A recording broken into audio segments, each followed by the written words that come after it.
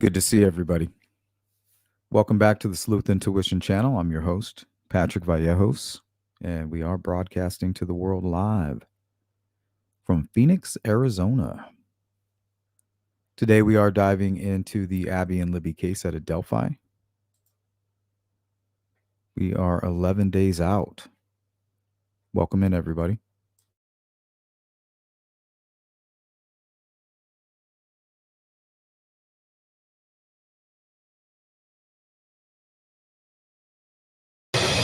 I thought it was hocus pocus. I honestly didn't. I'd never heard of it. And the more I got into it,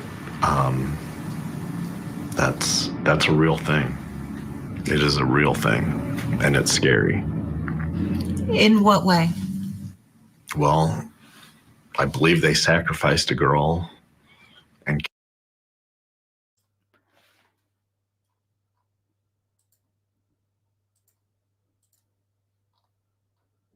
What's up, D?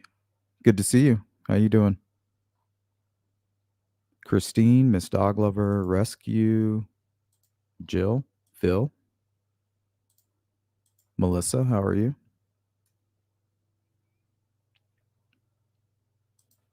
All right, today's going to be pretty much focusing in on the chat and what you guys have to say. So, welcome in, Dave G. Beth, how are you? Mother of Dragons. Morning, S. Waller, Silas.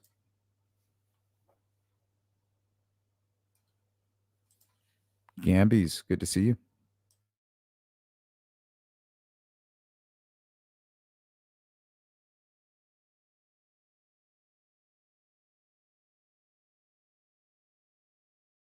Are again running high after a plea from Liberty German's grandfather to whoever killed his granddaughter and her friend, Abby Williams. Good evening, everyone. I'm Jason Fechner. I'm Miracle 5. This is the first time we've heard from Libby or Abby's family since their bodies were found more. Teens led before they went on that hike back on February the 13th.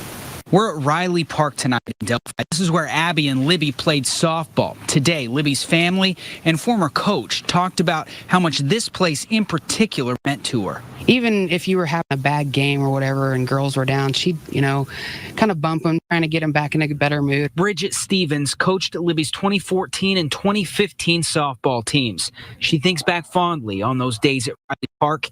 Libby was an eager participant. And if she couldn't play a position, she wanted to try it. So she was always wanting to try something different. I'm doing well, D.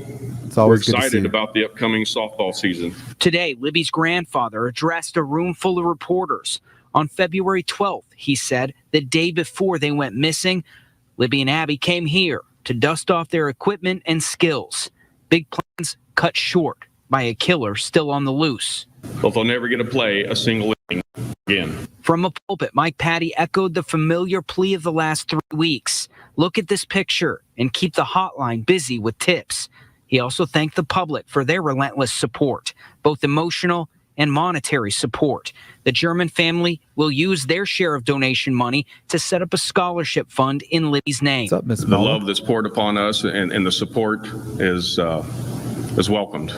And we could surely use that right now. What's up, Jer? Mike also wants to build a new softball field and park in memory of those girls who spent many a spring evening on the field together. Chance Walser, on, Timmy? RTV6. The tip line is open. Are again running high.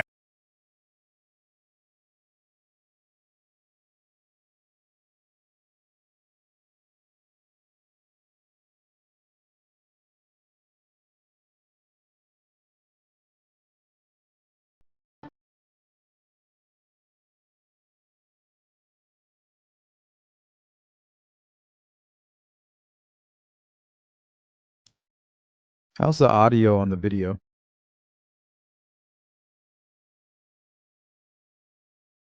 Good. It's always good to be busy, Jer. What's up, Diamonds? I feel like this is a dream. Can't believe trial is weeks away. More like a nightmare, right?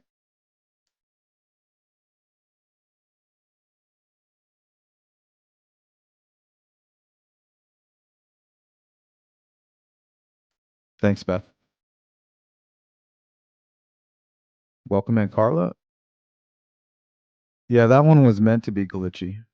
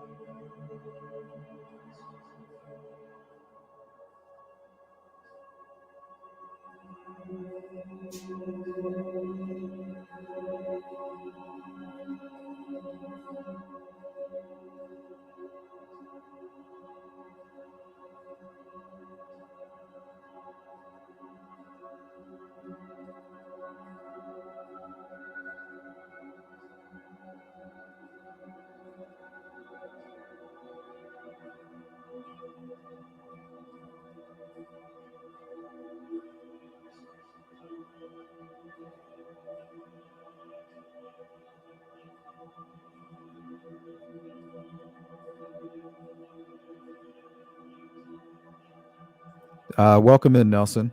Honestly, I'm torn between the two. You know, I'm just trying to follow the evidence, really, and be patient, right?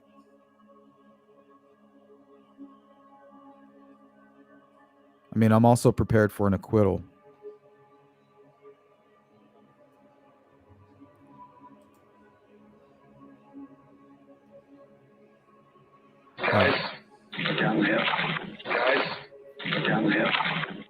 If it does go to trial, I'm more looking forward to maybe some new details that might help us understand how something like this could happen.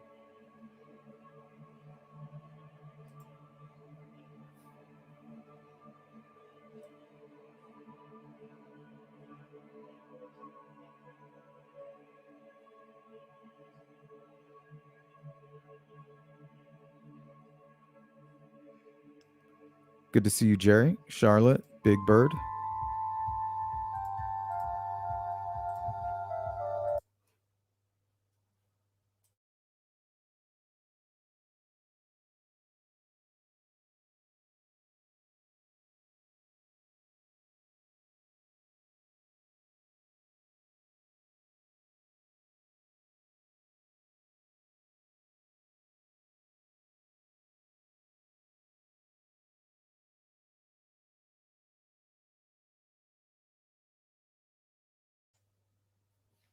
Yep, I agree with that, Rescue.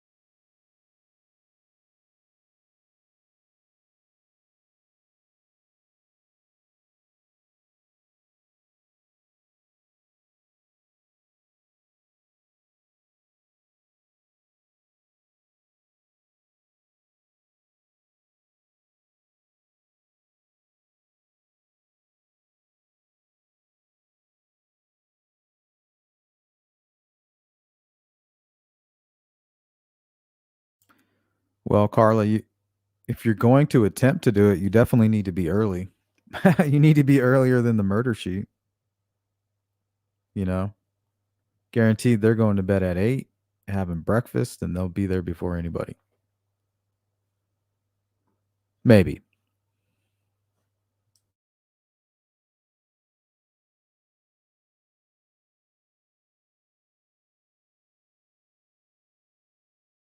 What's going on, Jerry? I don't know about all that, Big Bird. Acquittal would be kind of shocking. Yeah, it really would. But remember, they got to prove beyond any reasonable doubt. They can't just be like, like YouTubers, like, well, I think he's guilty. They can't be on the fence.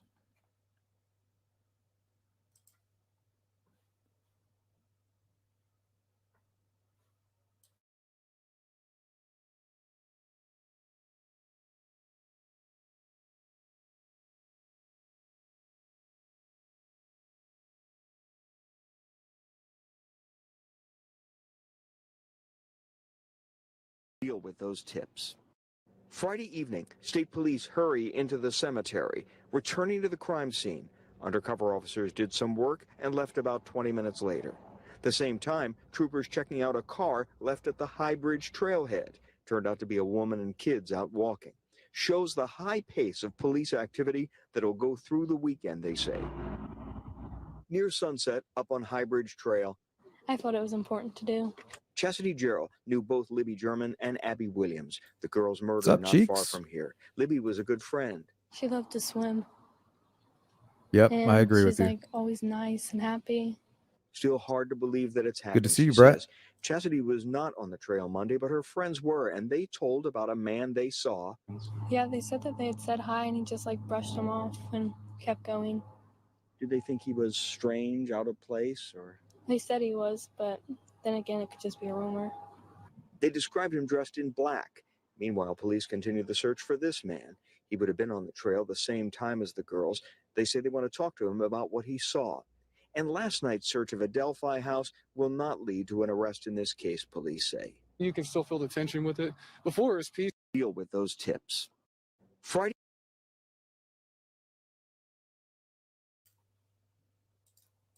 What's up, Brad? Happy Sunday to you. Thank you. Appreciate that. Miss Dog Lover says, personally, I think they have a lot of evidence against Richard Allen that we don't know. I myself, and I'm expecting to hear some new information for sure if this thing goes through a trial. I mean, I feel like with all of the recent hearings, we learned a lot. The testimony and the back and forth between experts and Nicholas McClelland, and being able to actually get the transcripts for that kind of stuff. We learned about the potential use of a box cutter, motive, all kinds of things. Blood spatter analysis.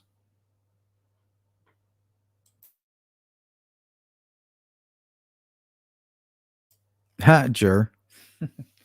Good one.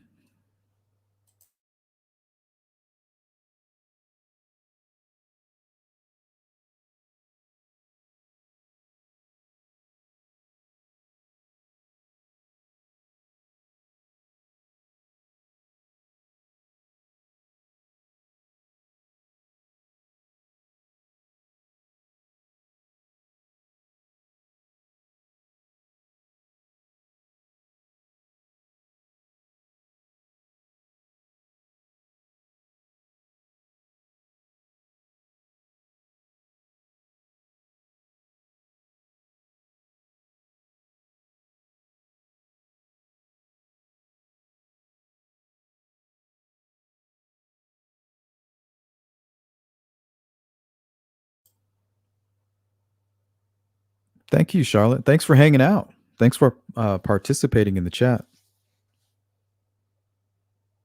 Thanks for being cool. First and foremost,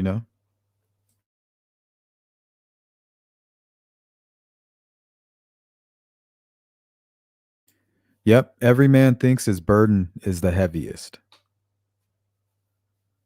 That's a quote from Bob Marley.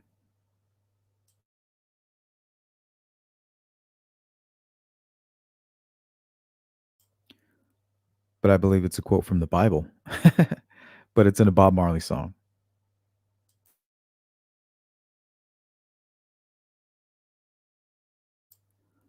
What's a pump up sprayer?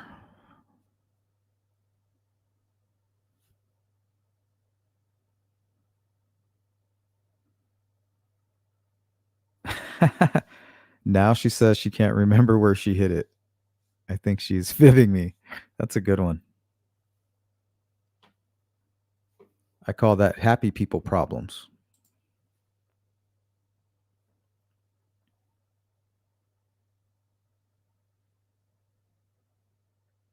Miss Dog Lover says they seem to know exactly what they were looking for when they searched that fire pit.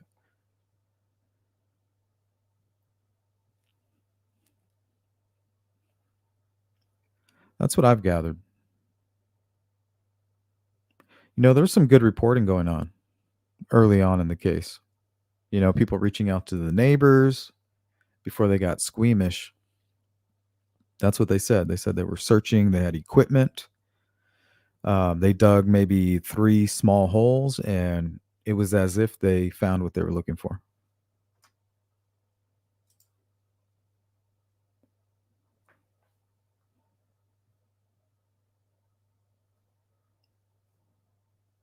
Thanks, Brad.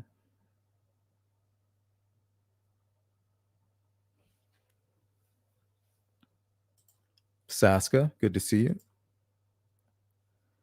The fire pit pinpointness was probably due to a metal detector.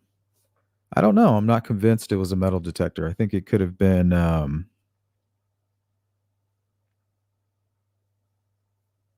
I think there's ways. I can't remember the name of it, but it's it can detect decomposition.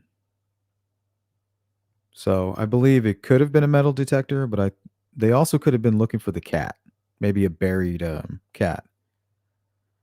So I don't know what it was. Maybe it was like, would it be sonar? Like ground penetrating?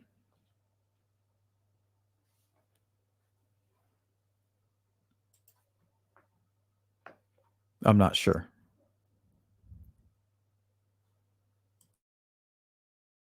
Good to see you, Hiawatha. Good Sunday afternoon. Yeah, there you go. Maybe a ground scanner. Oh, there you go, Jar. Methane probe. Thank you.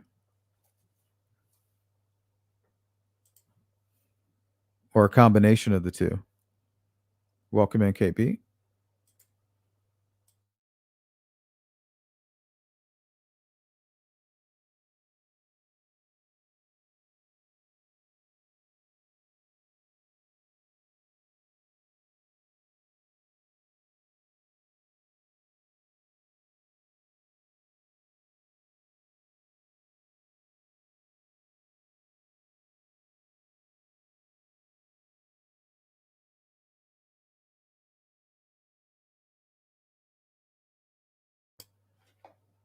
Miss Mullen says, I wonder if they found anything with the girl's DNA from Richard Allen's property. That I can't tell you on my end. I've heard a few rumors, but I can tell you this, though. If they did find anything like that, you're not going to hear about it from the defense team. Anything damning towards Richard Allen, that's why you cannot trust anything coming out to the public from really either side.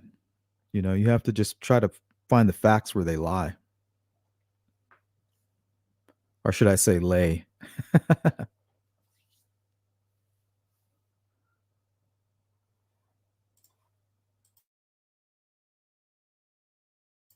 What's up, homie? Even if they found a cat, what does that have to do with the case? Well, apparently they found hairs and unknown fibers.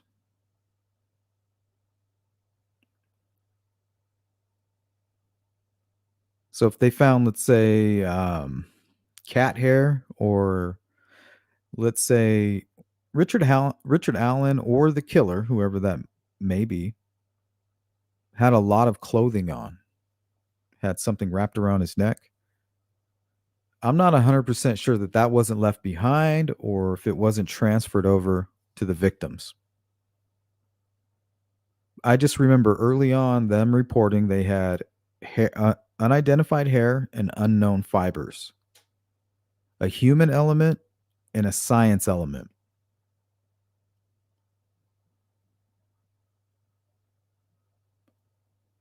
And also during a live stream, apparently there's a secondary probable cause affidavit for Ron Logan that states they were extremely interested in animal hair.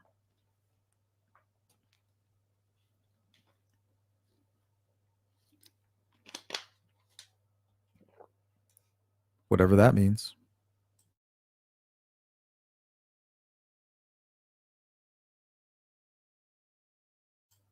The Wire is a great show.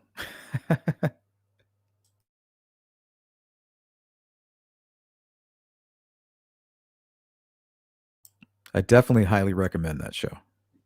It's definitely up there with like The Sopranos and Dexter and all of those other really good shows. Breaking Bad.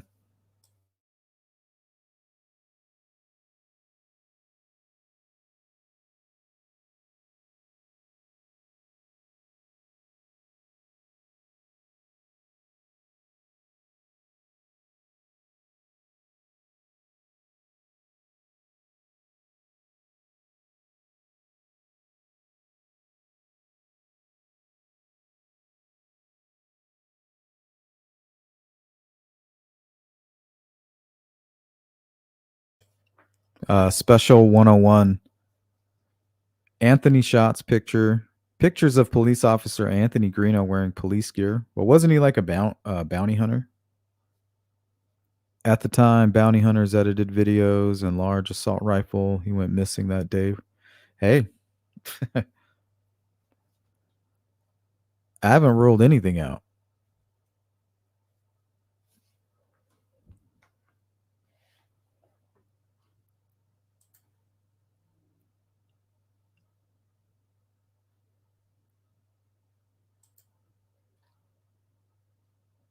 Yeah, Dexter was a really good one. I definitely binged watched that one.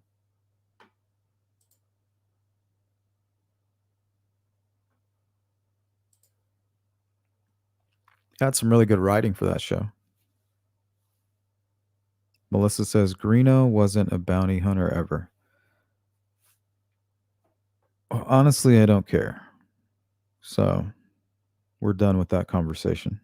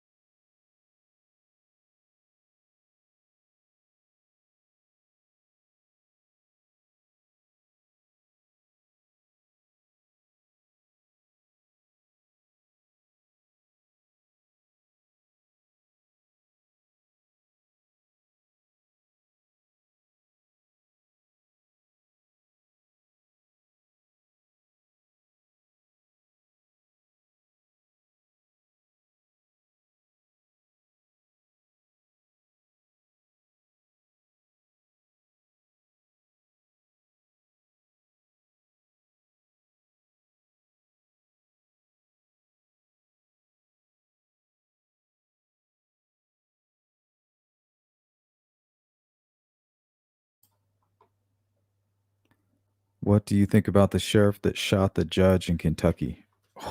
Oh man, that's a crazy case. I don't know enough about it. From what I've learned, it's like tied to some sex scandal that was going on in the same chambers. And that person happened to be the deputy that was being trained by the accused. So I mean, there's a lot going on.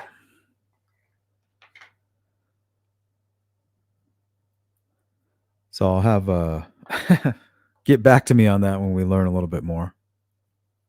Could be dealing with like some kind of insanity, you know?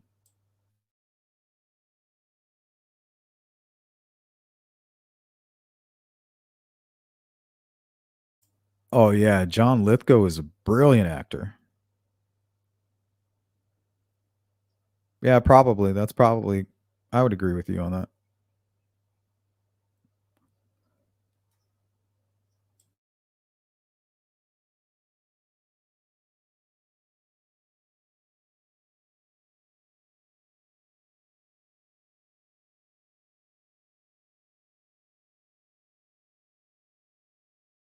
Here, Mike and Becky Patty, they also remained quiet as they left. Investigators said nothing as they left today. All of these folks arrived early and they left quickly when the hearing was over. Now, we learned from defense filings this morning that there was some kind of leak out of Baldwin's office, not by staff, but by someone close to Baldwin who had access to his office space. And defense was concerned that this could possibly disqualify them. So they filed a memorandum this morning saying a disqualification would be an extreme remedy to take. And this filing seemed to indicate that they were fighting to stay on the case. Then this afternoon, that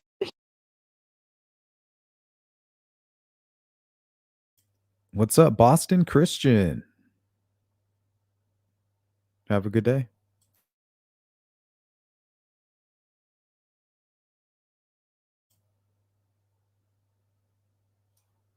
Nah, we're just kind of playing random videos.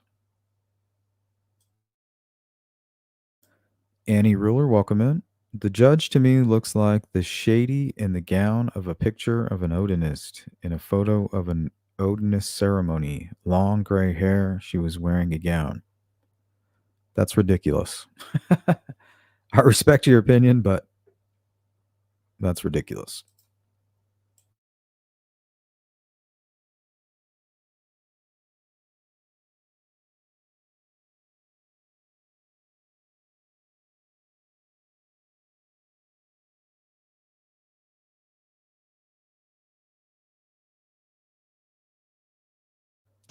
This video is Hey from everyone, how you doing? What active bridge Randy. is- This is him walking from the north side of the Monon High Bridge. This is the trail that I tell you guys about often. And Randy's given me permission to use this video. I've shown it multiple times. Randy, grab it. So when I tell you guys about the trail to the left, and you may have seen some other YouTubers do it. I think Gray Hughes has recently done it with a really good, he has a really nice camera with him. So I recommend that one. I think it's he has it on a gimbal, and it's also 360. So you can kind of look around at everything. So it's highly recommended. But this is the trail that I've been telling you guys about. And it leads directly to the crime scene. Now, if you frequent that crime scene, you know that there's a sandbar back there, and you know that it's extremely shallow. And I don't care how these other folks out there try to paint it. The truth is that you can see it with your own eye on the RTV6 chopper footage. It's very shallow. So unless your own eyes deceive you, you can understand that. But let's take a look here. This is Randy Gravitt, and he's going to take that trail that kind of veers to the left and follows the creek right down to the crime scene.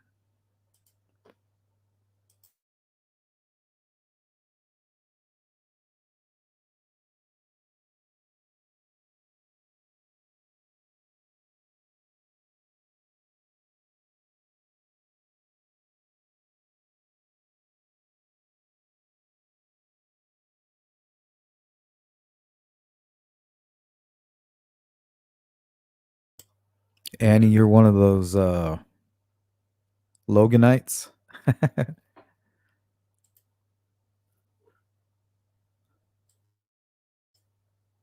I saw his daughter phone already saved in Judge's phone. The daughter was going to school with law study, so that's why her number could be there. There are also speculative abusive relationship. Yeah. I've heard a lot of messed up stuff, but I'm just not sure.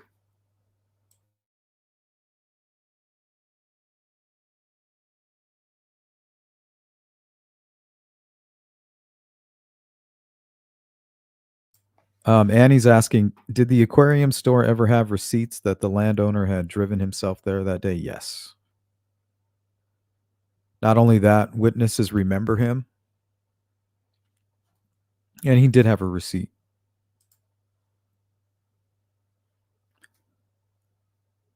So it's almost mathematically impossible for Ron Logan to be the guy, regardless of him trying to create an alibi. Like, yeah, that's extremely suspicious for sure. But he was kind of he was hip to the game, so to speak. And it wouldn't be the first time that he was in a jam or a pickle where he requested a false alibi. Wasn't his first rodeo.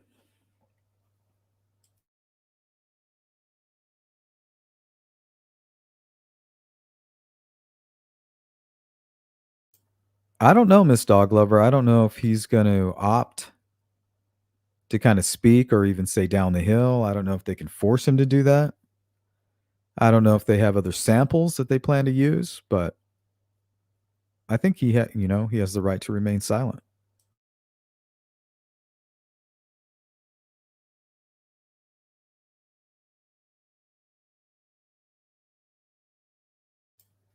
Yeah, and that could be a sign of maybe like a mental health episode. Psychosis, maybe.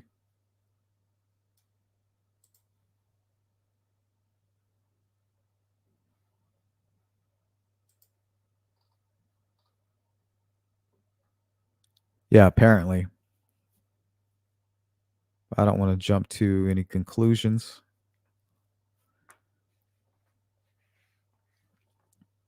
Yeah, there's been talk of that too, Beth. Beth says here, I'm hoping they have evidence from Richard Allen's car.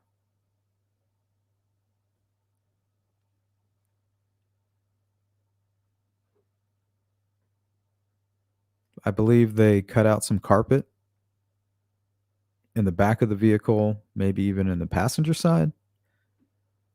For what it kind of makes me think that they're cutting up the areas where the accused may have placed bloody clothing, maybe, or a jacket. Like you wouldn't keep it on your lap while you're driving. You would put it on the passenger seat or the passenger floor, or you would throw it in the back of your, in your trunk. Maybe the back seat.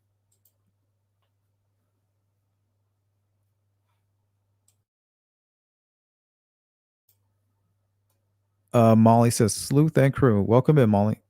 I've been working and lurking. Hope you're having a good day. Agree that we have to be prepared for an acquittal or a hung jury. 100%. Only 2 sequestered juries I recall, and OJ and Casey Anthony. Yeah, both. I don't know. I feel like now the Delphi case going for $2 million. Yikes. I feel like we're on par with those 2 cases. Honestly, it's gaining momentum.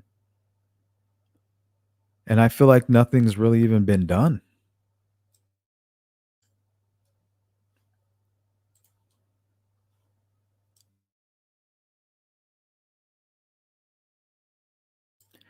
This just in. We have a scrub report, 90 people watching and only 33 likes. Don't be a scrub. Welcome in, Fretless.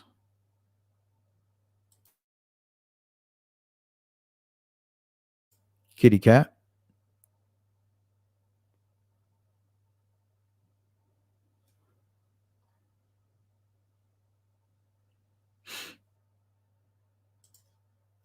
Yeah, I think once they see what jury's been picked, I think that'll be,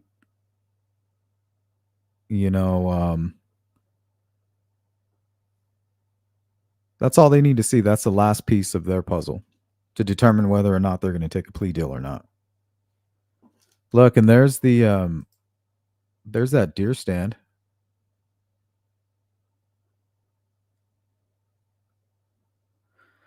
So people definitely hunt on Ron Logan's property. That's for sure. See it?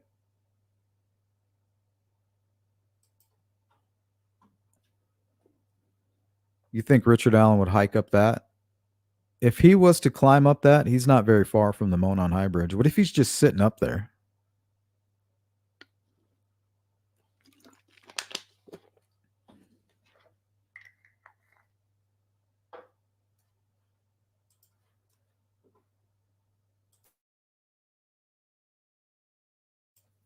I feel like wherever he was able to, he was watching them.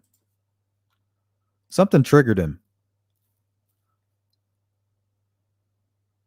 Tamara, welcome in, says Ron Logan didn't do this. I'm 99.9% sure.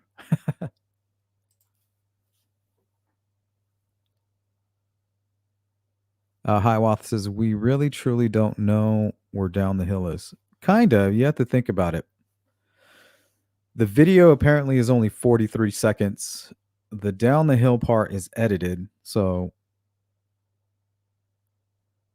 you only have 43 seconds from where he was to get to down the hill. And I'll show you that here. I did an old video. I wonder if I still have it handy. Hold on.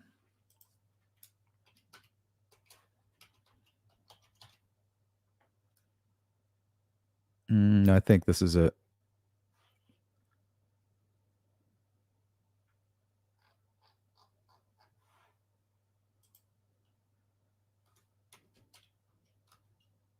It's a short.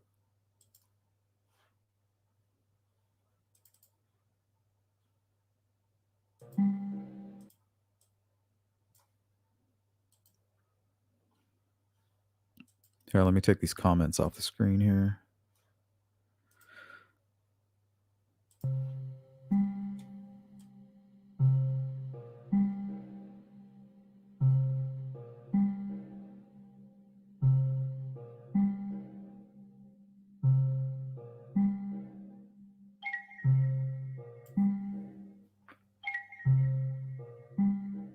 So it's already 20 seconds and he's not even across the bridge yet.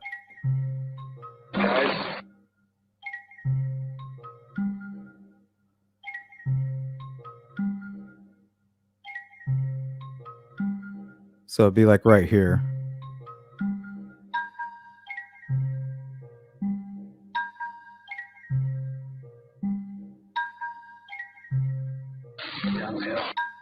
Right?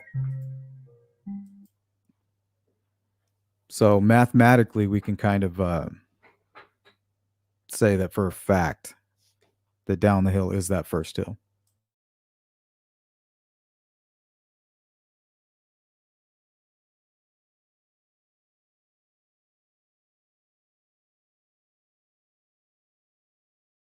Welcome in, right, Phil?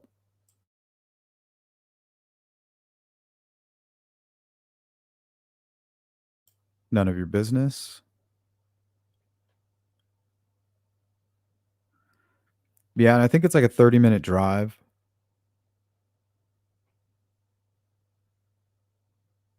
I've broken it down before in a few other videos. I think Fig Solves did a video on that where it's like broken down.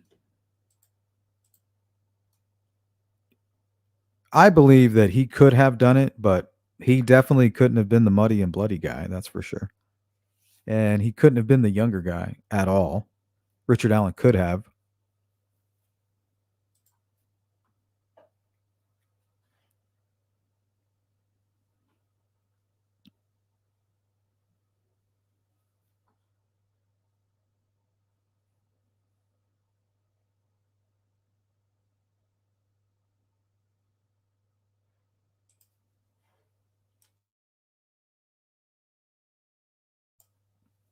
Yeah, I think that's listed in the evidence from the search warrant.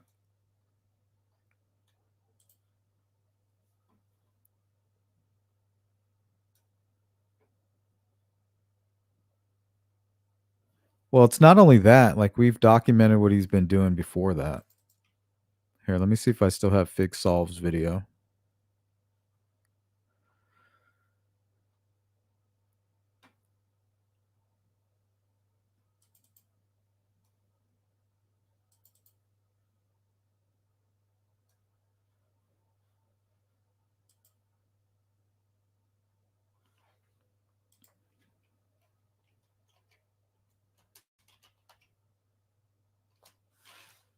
I know I have it somewhere.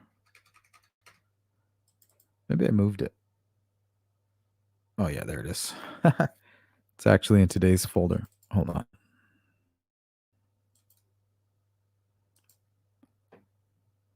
So that's Ron Logan at about 11. It's like, a few hours before the crime took place.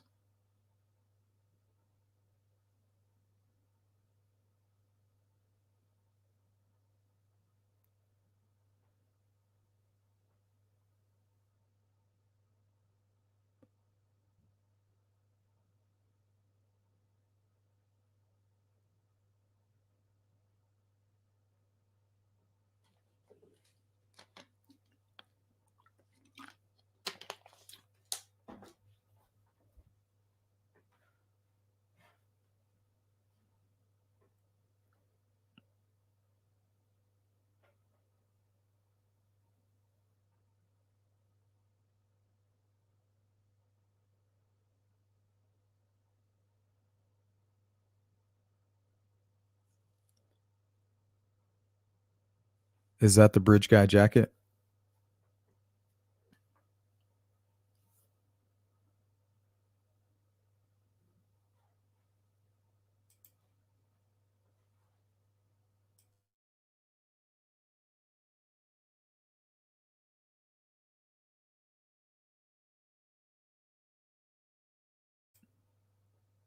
Welcome in, Lulu. Thank you.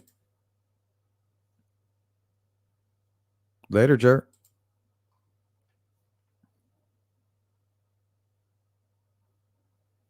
Molly, just curious, where did the term scrub come from? Not liking the video.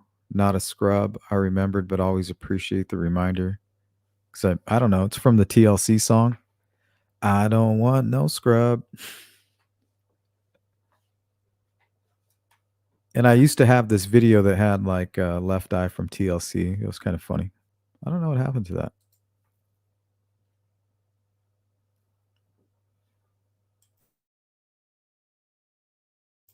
Hello, Patty. Purple Amaryllis. Thank you. What's up, Farmer? But what about a psychopath? What about it?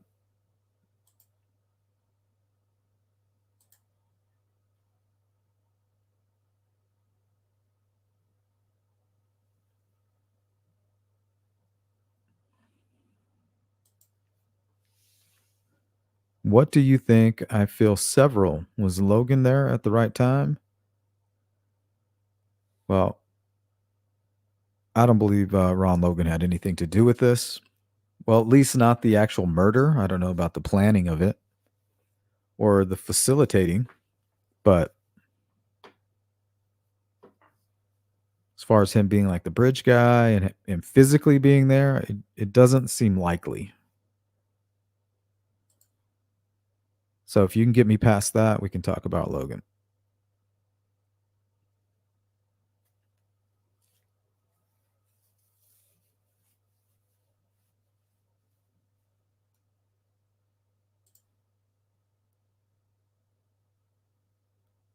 Well, I just showed you 43 seconds that were.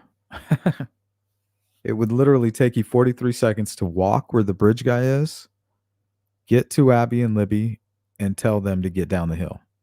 That's 43 seconds right there.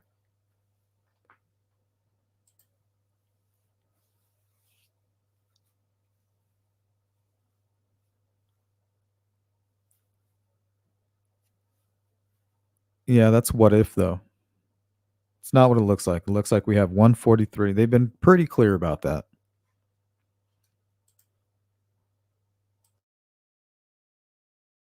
And if they have 143-second video, where's the other one coming from?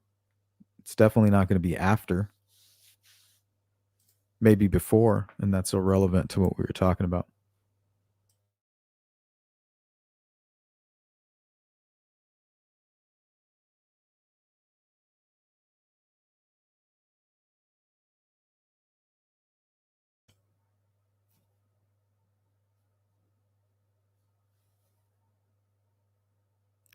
You say he lived with the landowner?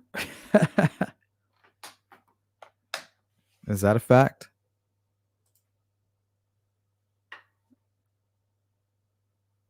It doesn't seem like you deal in factual information.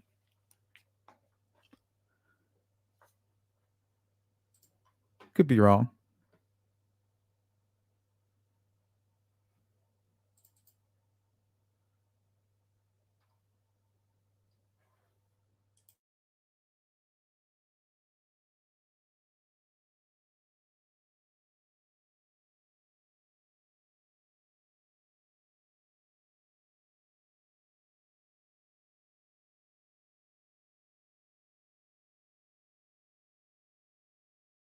Is being held, but prosecutors for the very first time are admitting that someone else might be involved in the murders of Libby German and Abby Williams. Former FBI agent Ross Rice is with us this morning to help us analyze and better understand this case. Ross, good morning to you. Thanks for being with us. I want to start here with prosecutors wanting to keep the affidavit sealed. Now, normally they explain why someone was arrested.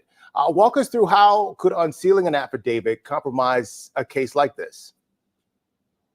Well, that's a great question, Terrence, and I don't think we'll know the answer to that unless or until the affidavit is unsealed.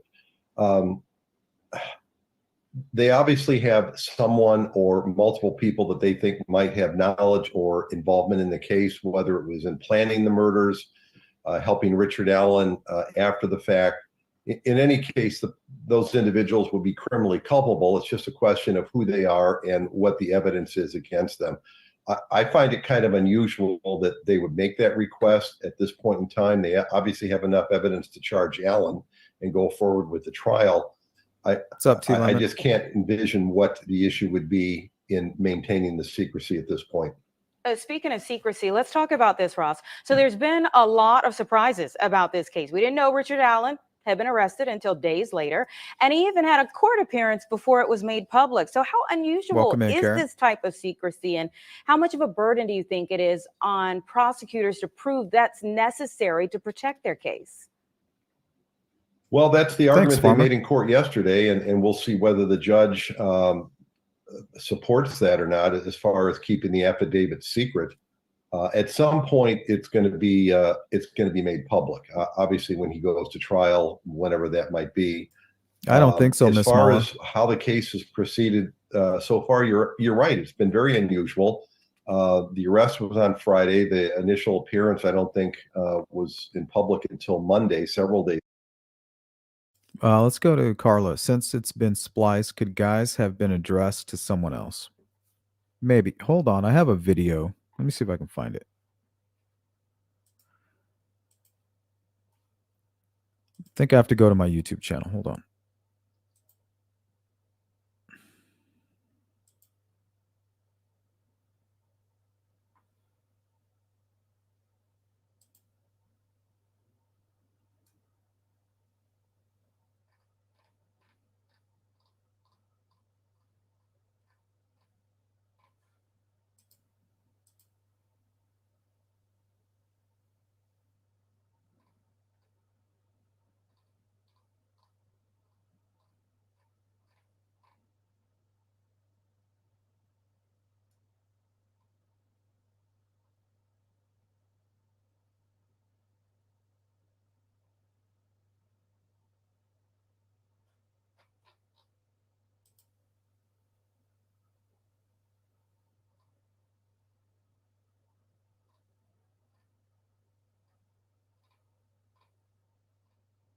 Might be a little further back than I thought.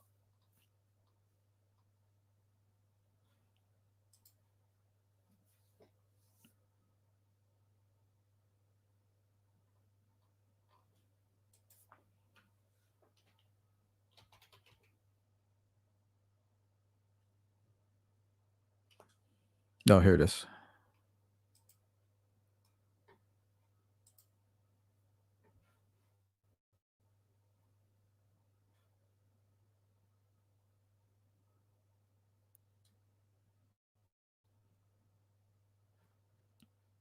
Just waiting for this commercial to end.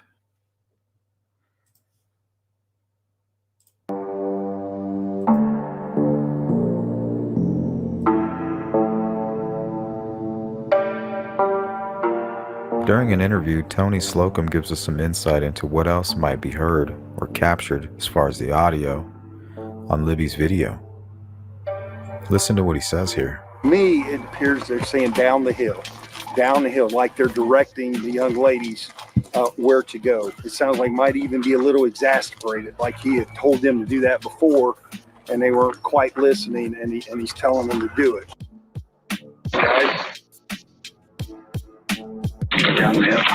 Okay, what it sounds like here to me is that when the bridge guy first made contact with Abby and Libby on the south end of the bridge, maybe he wasn't so aggressive.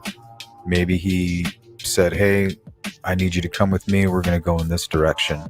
They said, no, we're not going with you. You know, there's nowhere to go. And it was at that point he pulls out the gun from his pocket. They scream, gun. He may even at that point chamber around, which is possibly even heard on the audio. And from what we hear from Tony Slocum here is that he's being much more aggressive at this point.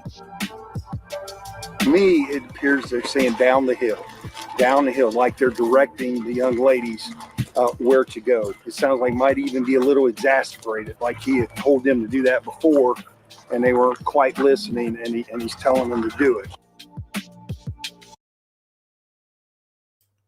So hopefully that helps. Kind of explains how they edited it, you know. Something happened in between. So it sounds like he approached the girls and he wasn't being too aggressive. Like, hey guys, come with me. You're coming with me. Let's go over here. They're like, we ain't going anywhere with you. Like, what do you mean go anywhere? Like, if I go down here, it's like a cliff.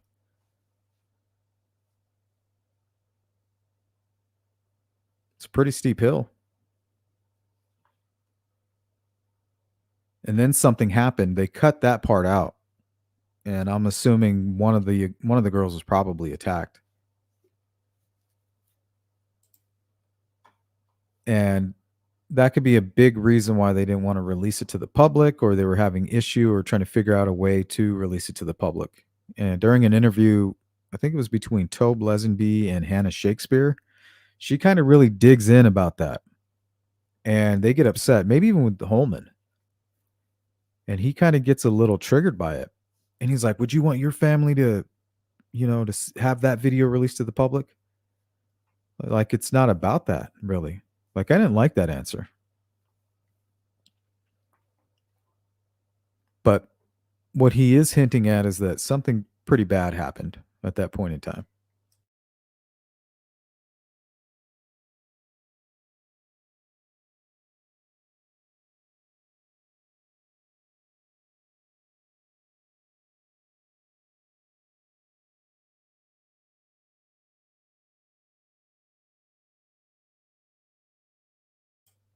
What's up, badass? Welcome in.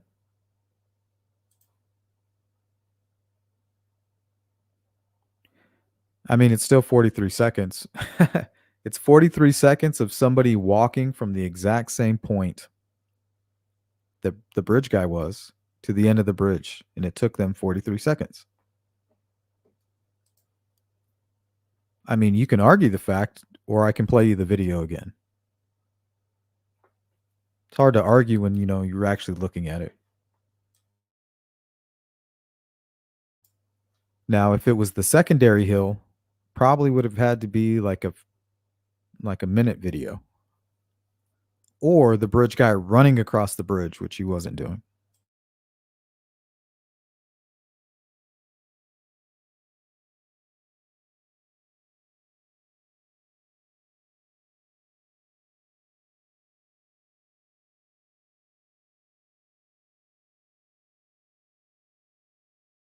What's up, Growing Crazy?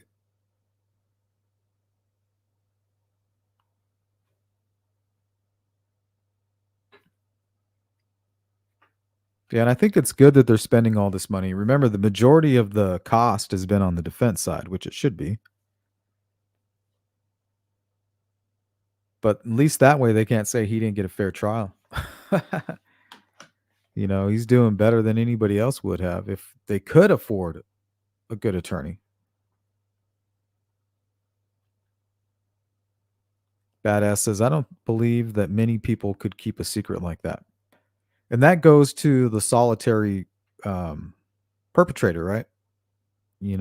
Somebody who's already very secretive, somebody who's already like living in their mind, so to speak. The quiet guy going through some hard times, commits a brutal murder, and then acts as if it didn't happen. Slides right back into his role. I don't see a group of people being able to be quiet about that.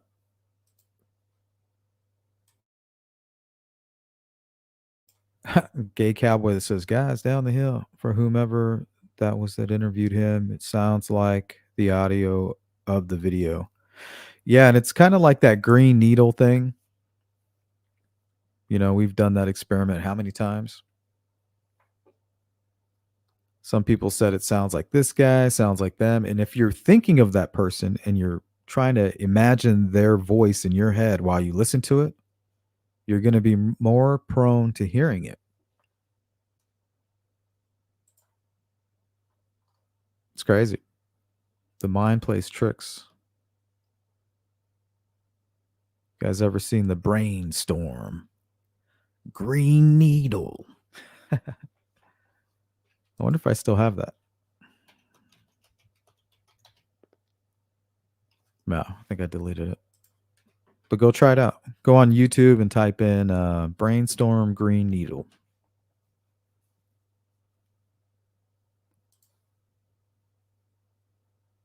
It's a fun little experiment. Sleuth Intuition, any thoughts on NM's, is that Nick McClellan's motivation for so publicly bringing up other actors? But despite the tip line staying open, we haven't really heard anything else about that from the prosecution, I think. Well, we haven't really heard anything from the prosecution.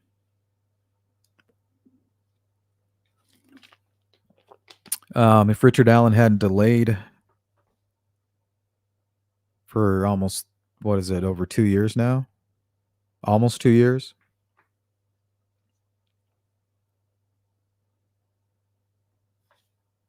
We would have known for sure.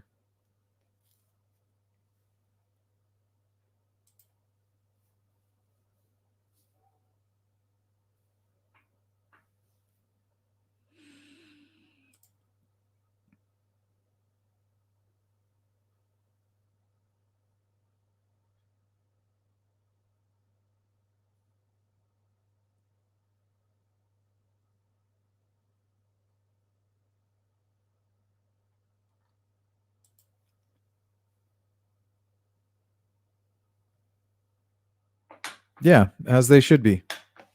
That's why I don't understand. Like, people aren't giving the prosecution an opportunity to plead their case. You know, they don't want folks running around saying that Richard Allen is 100% guilty. But they've only heard one side of the story, really, and that's the defense team. But one thing we haven't heard anything about is an alibi. That would, you know, as much as I feel like we don't have any solid DNA evidence on one side, I feel like the defense side has absolutely no alibi, which is extremely important. If you're not over here killing these girls, what are you doing? Usually that's the first thing to hit the public eye is the alibi. Well, my client wasn't doing this because he was over here doing that.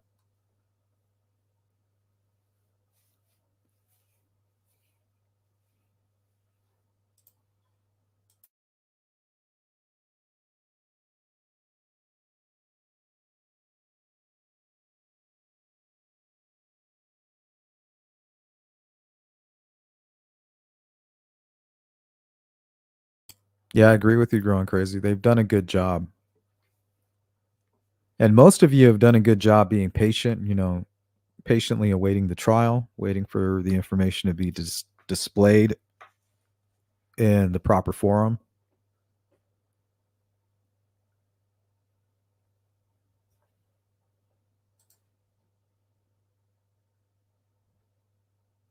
I'm pretty sure we're going to learn some new details during the trial, if it gets that far. Maybe even during the opening statements, we'll learn some things.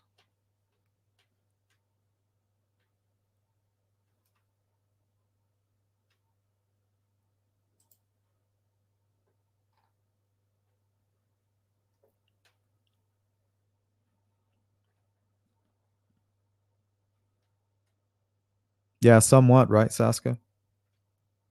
But I think the reason that that he left that unspent shell casing there was probably they weren't really listening to him too much. Maybe a struggle, I'm not quite sure. But I feel like maybe the gun, there was nothing in the chamber of the gun as he walked up and approached Abby and Libby. And then when they gave him a little bit of pushback, he chambered around, saw that it got their attention, and then tried to use it again over there near the crime scene. So he puts a bullet into the empty chamber, and that's the bullet that will be eventually ejected at the crime scene.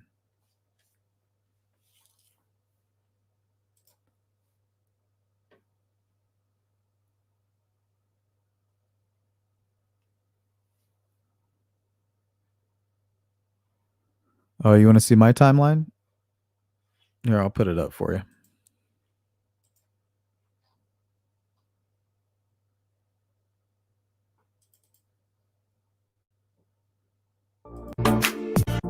Yeah, this is it.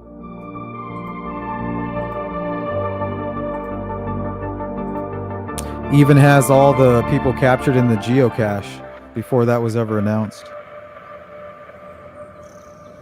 The Subaru crew is what I call them. What's up, Knockface?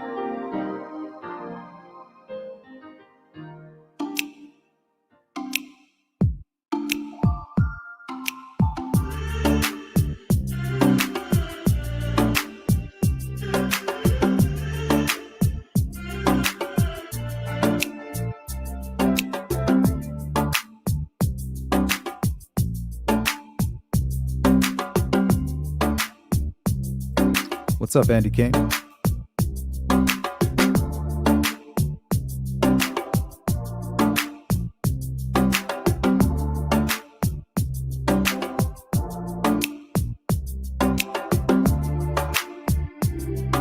Hey, Mustang.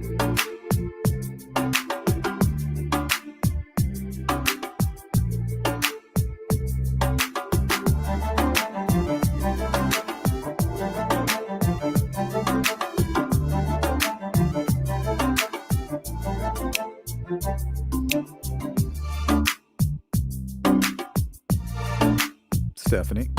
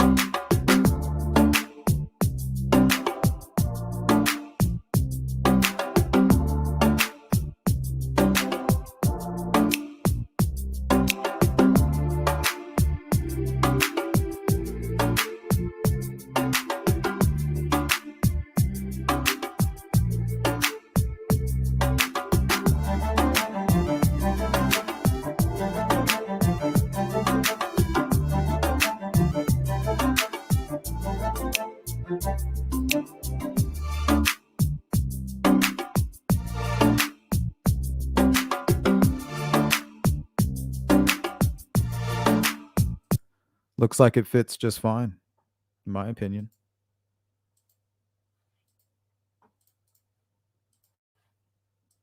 But that's just me. What's up, Pitbull Mom? Welcome in.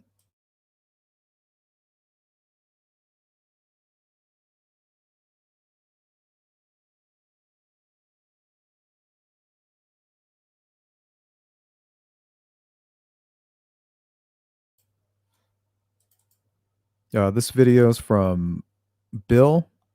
He's the content creator from the YouTube channel Delphi Timeline. And here is where I believe the video was taken. Right here where Bill's standing. And the bridge guy would be standing somewhere around here. And I think Abby was probably somewhere right here. And he was kind of catching up to her.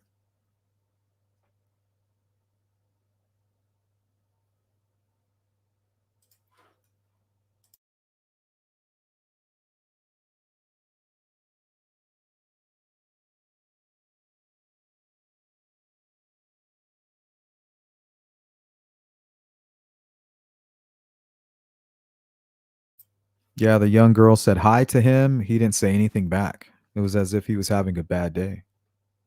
Like, what the hell is his problem?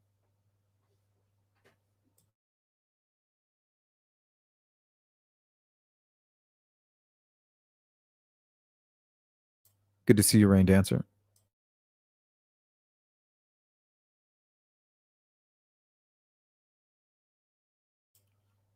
Cindy says defense will try to say Richard Allen was at home. Can't say that now, as it will give people time to think why that alibi is no good for their. Well, I mean, he can say he was anywhere, but he needs somebody there to verify that, like his daughter, his wife, coworker. If he says, "Oh, well, I was at home," okay, can anybody verify that? Do you have anybody that can prove that you were at home, or do you have a witness? If he says no, the jury's going to go, "Oh my God, he has no alibi." So it's not that he doesn't have an alibi; he has no verifiable alibi.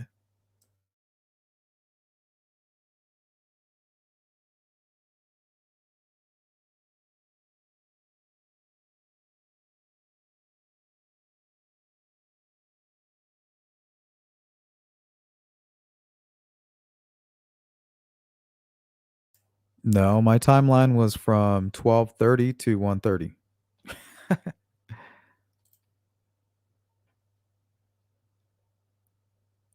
Because the witnesses, they took a photograph at the bridge at like 12:50 or something like that, 12:58.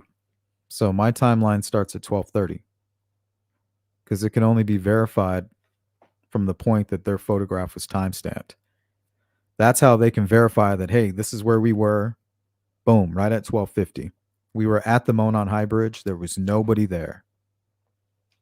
We left.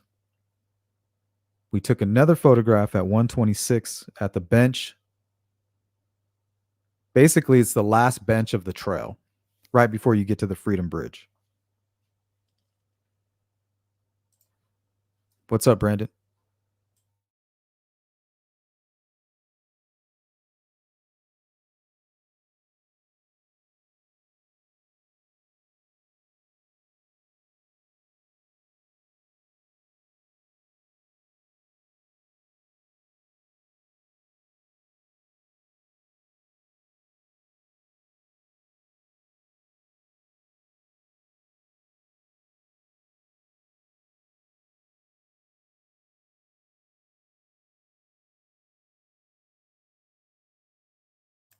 Good evening.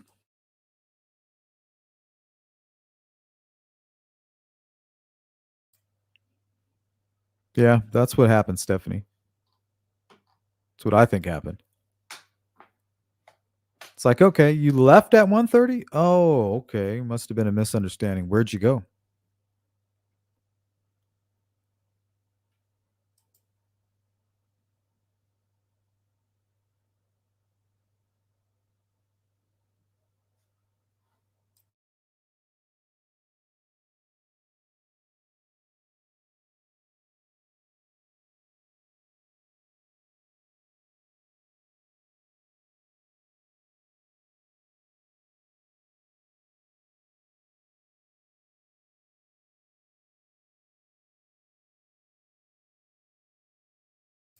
There's the shoe tree.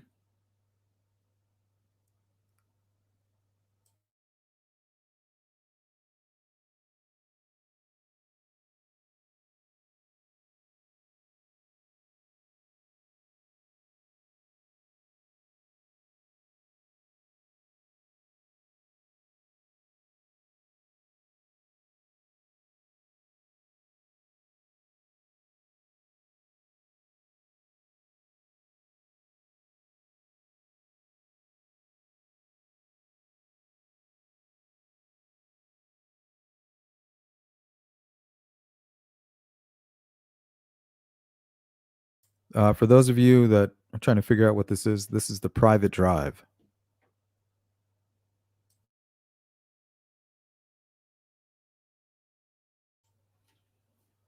Pharmacist Sleuth, do you still think it's possible an inappropriate relationship happened? I don't know. I just get those vibes, you know.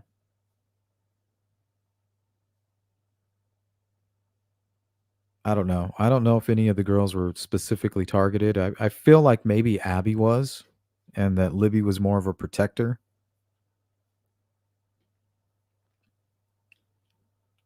And that's just based on some recent events, kind of like what we heard about Richard Allen saying, I'm sorry for what happened to Abby. I don't know why he would say that. And apparently he was overheard kind of talking to himself, maybe praying. Or that means that he was targeting Libby and he's sorry for what he had to do to her friend. He's not sorry for what he had to do to Libby because he was actually targeting her. But he's sorry for the collateral, what he might consider collateral damage. He may have even given her maybe an opportunity. Maybe at one point he was thinking of letting her go. He allowed her to get redressed, whatever. And then made the decision at the last minute, like, I can't let her go. Therefore, he feels sorry for what he had to do. And it was a decision he made at the last minute.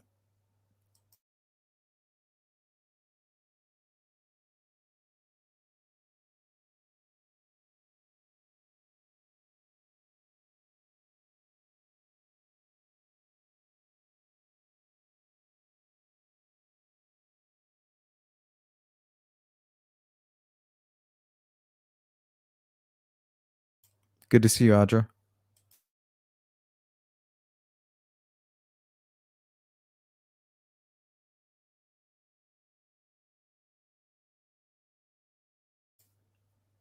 I think Logan was out of there. At like 2? I think he was out of there at like around 2:09. I think is when they have him moving.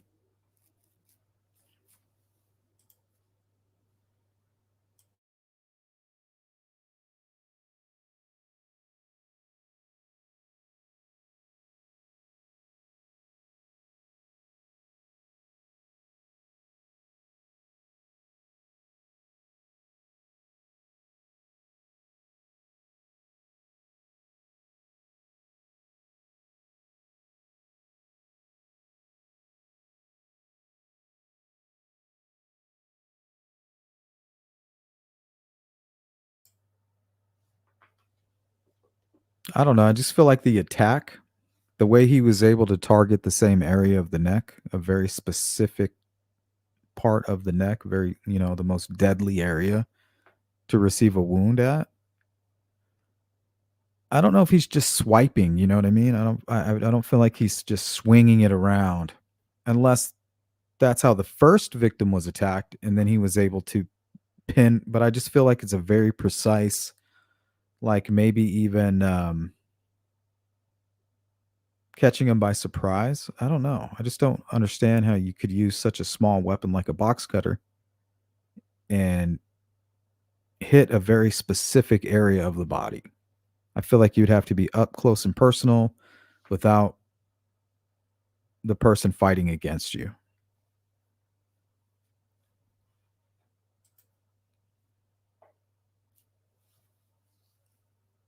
Take care. Have a good day.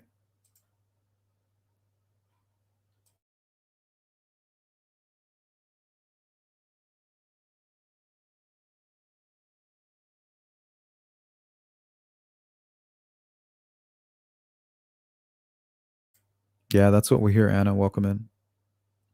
Hey, is that creepy guy still behind me? And then Libby says, mm-hmm. And then I'm sure right after that, it's guys, something, something, something that's been edited. And they're like, he's got a gun or something along those lines. And then he gets upset and he's like, guys, down the hill. And then right after that, boom, the video's over.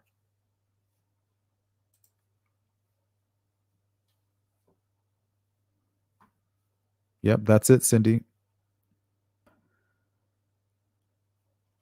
That's Bill from the Delphi timeline. So if you guys want to look at any of the earlier footage or all of the footage, that's been covered throughout the years, go check out his channel.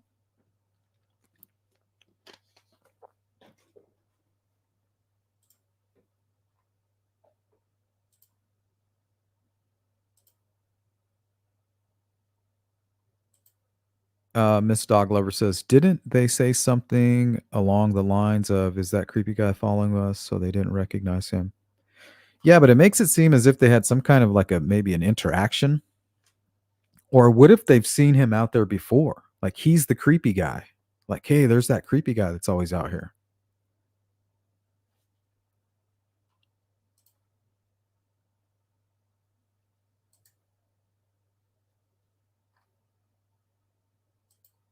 Hey, what's up, Kitty? Good to see you. Thank you for that. Says justice for Abby and Libby.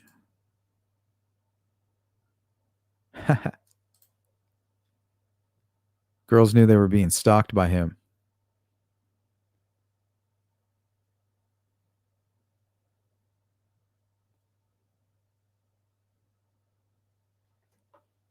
Yeah, what if they never intended to cross the bridge? What if they only wanted to go to like maybe the first platform? And here comes this creepy guy. He's just kind of standing guard on the end of the bridge, like maybe even coming out there and saying something to them.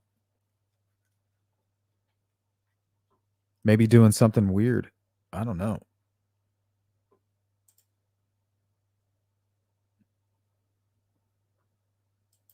But I'm pretty sure they were already planning to cross that bridge. He waited. He was watching maybe somewhere kind of hidden. And he saw one of them struggling to cross the bridge. And that's when he got the idea.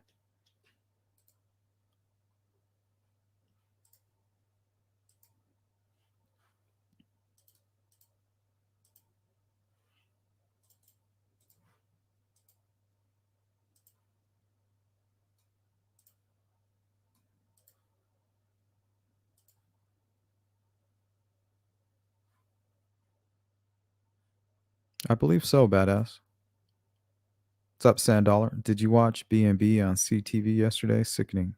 What's that?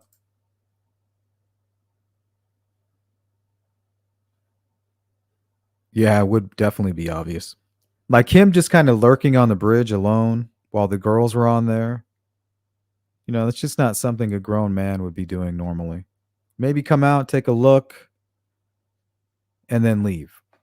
But he's not going to be kind of looking and watching and kind of lingering around, What's up, Joey?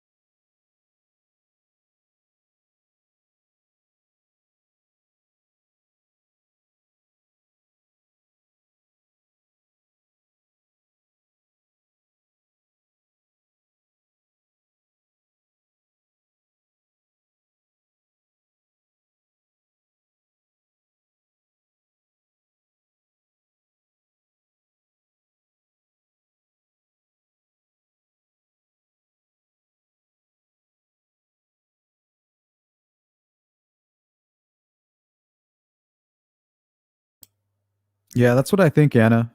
When you're referring to girl talk, I think that's what happened. The 43 second starts with maybe something like, Abby, you can do it, like you're almost there. And then she says right away, like, hey, is that creepy guy behind me? And she's like, mm-hmm. Like it went from a good video to this guy just kind of taking a beeline right towards him. And I've seen people run across that bridge, and if he's out there a lot, he might be comfortable. Who knows? That could be like the 20th time he's crossed that bridge within the last 2 months.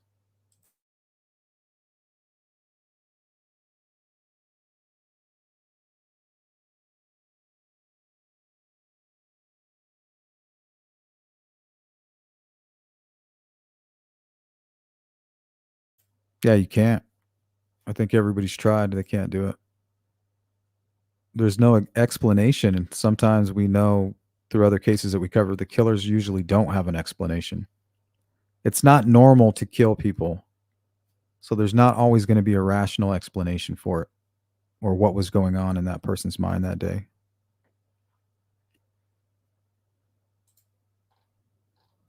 But we're going to catch up on the chat, guys, and then we're going to get out of here.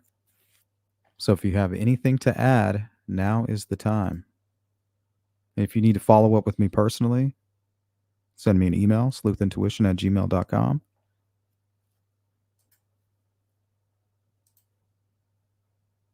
And if you're part of the replay crew, you know what to do. Drop a comment and we'll get back to you. What's up, Paula?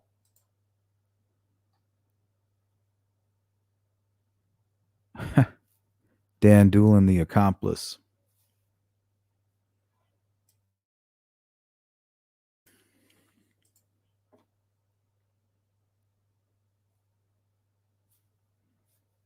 Yeah, he's alone with 2 children. He doesn't need to do anything.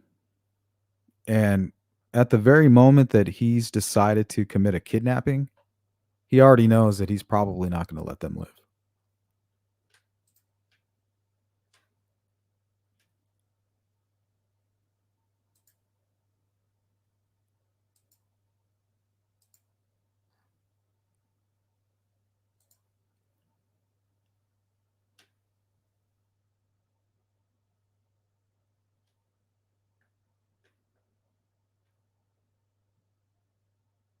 Yeah, it doesn't get to go hunting with the kids.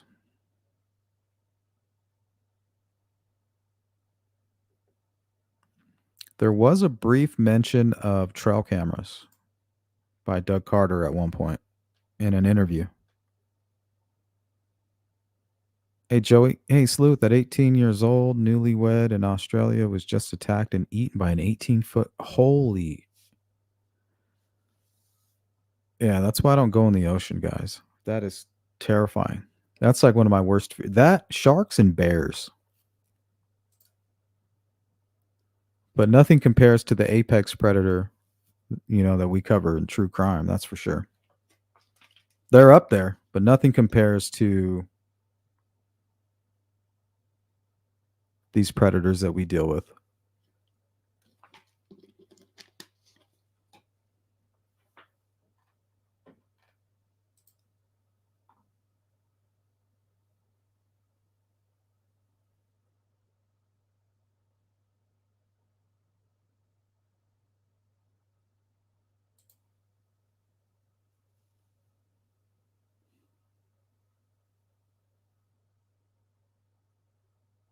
I don't know, Anna. He could have completely redressed them. He had plenty of time. But from what we've gathered from the recent cross-examination from McClellan is that she may have redressed herself. So he could have targeted Libby, already violently attacked Abby to get her out of the way. When she comes to, he's already committed a murder. And he's negotiating at that point with her. She's cold. She's picking up clothing that just happens to be on the ground. He's telling her, get redressed, thinking I'm going to let her go. But right at the last second, he makes that decision, like, I can't let you go.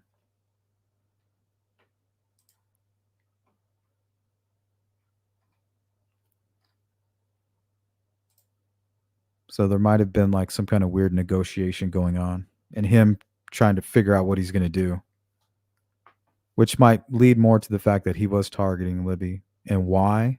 I don't know.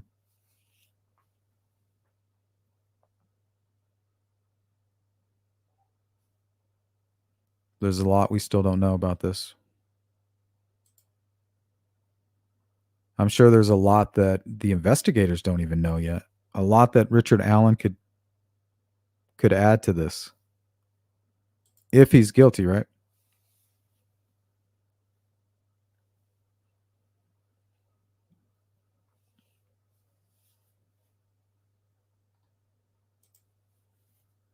Sandollar says Todd Click got arrested for, I don't know. I have the probable cause affidavit right here. Let me see. I think I do. Posted it on Twitter. Where did I put it?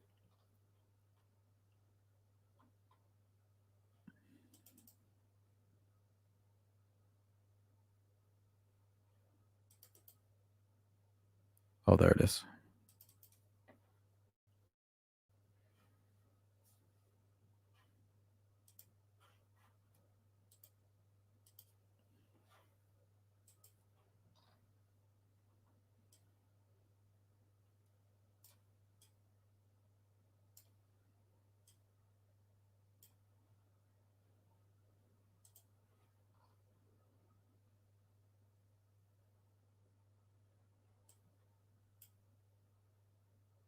It says here intentionally falsified child abuse or neglect information.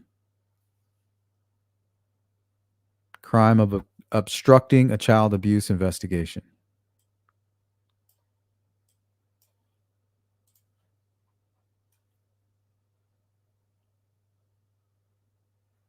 Forging, level 6 felony.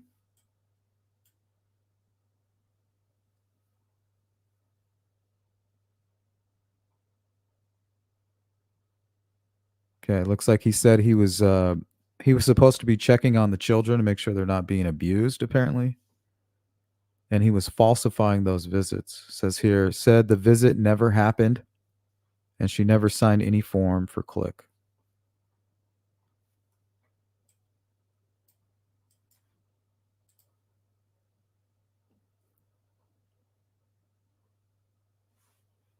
Apparently it's a class 6 felony.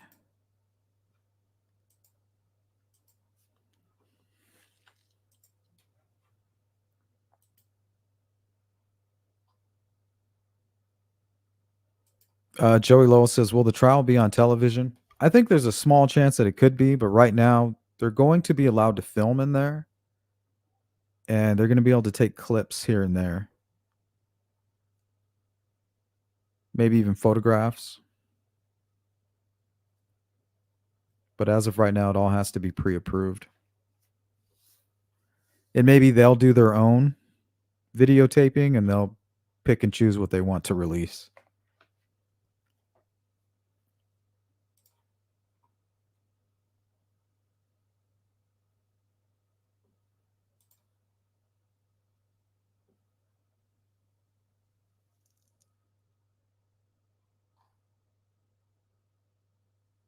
Welcome in, Tamara. All right, let's go to one or two more, and then we got to go. What's up, kitty cat? The internet cranks are losing their minds about Click. I told you they would. I told you they would. They can't resist.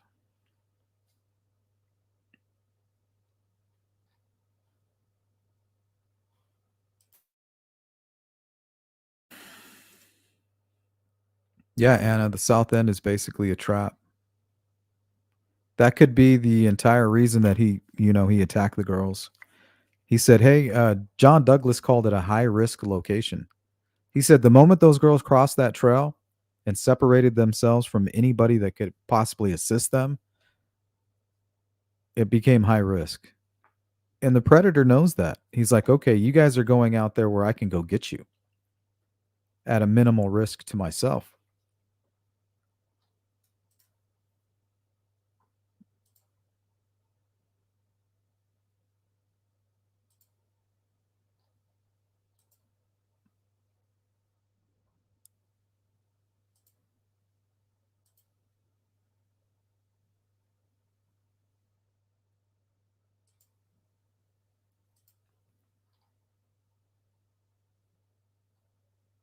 Yeah, B-rolls of any empty courtroom for their spot on TV. Yeah, I'm pretty sure the court's going to be filming it themselves, and they'll release, certain things.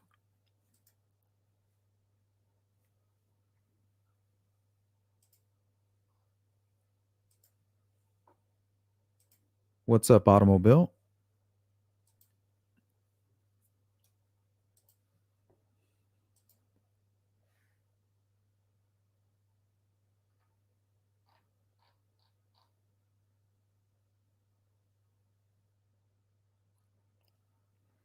All right, guys. Well, that's going to do it. I want to thank everybody for joining the live stream today. Shout out to the replay crew. We'll try to keep up. We'll try to do this every day until the trial. That way we can kind of keep up to date together and keep each other in check. Like I said, if you guys need to reach me, just hit the email, sleuthintuition@gmail.com. And members, I'll see you when I can figure out what's going on with the members only chat. Until then, you guys take it easy. Peace.